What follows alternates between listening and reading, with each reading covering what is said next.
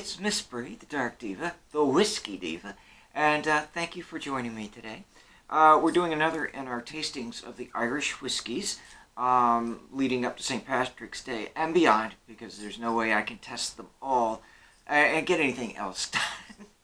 Truly, I enjoy it, but I do have other work that I have to do, like most of us, so I can't sit around all day enjoying Irish whiskey, but I try to do as much of it as I can. What I'm featuring today, this is the Irishman, Founder's Reserve. Now, that is made by Walsh Whiskey, and founded by Bernard and Rosemary Walsh. And the original, the Irishman, was first distilled and released in 2007. What this is they're craft distilled. This is handcrafted Irish whiskey. And what they've tried to do is recapture some of the old traditions and add some new things to it. So it's a very interesting approach to the whiskey.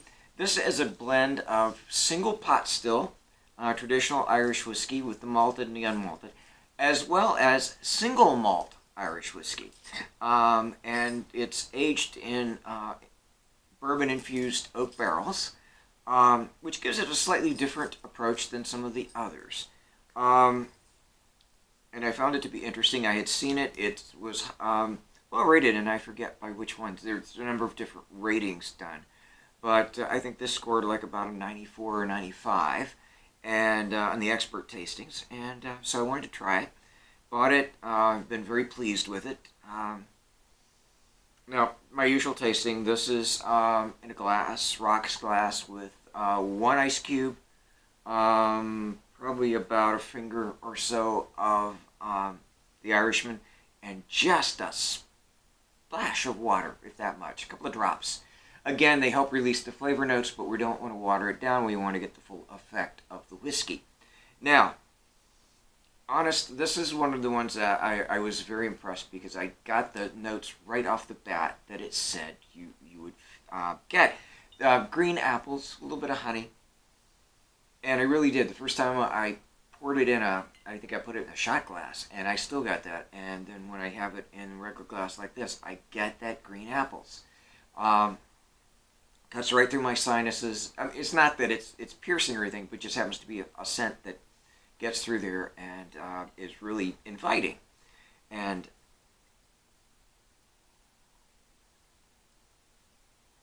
then you get the what they call the spice notes from the pot still. And again, it's a bit of spiciness that lingers on the tongue, follows a little bit back. It's very pleasant. It adds a little warmth to it as it goes. In the end, you get a bit of the toasted wood, the oak. You also get a little bit of butterscotch. I think first time I would have said it was caramel and butterscotch can be very close sometimes. It depends on what you taste them in, but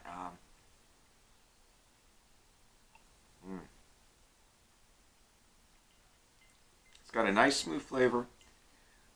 Gives you that nice warmth going down. Very pleasant drinking.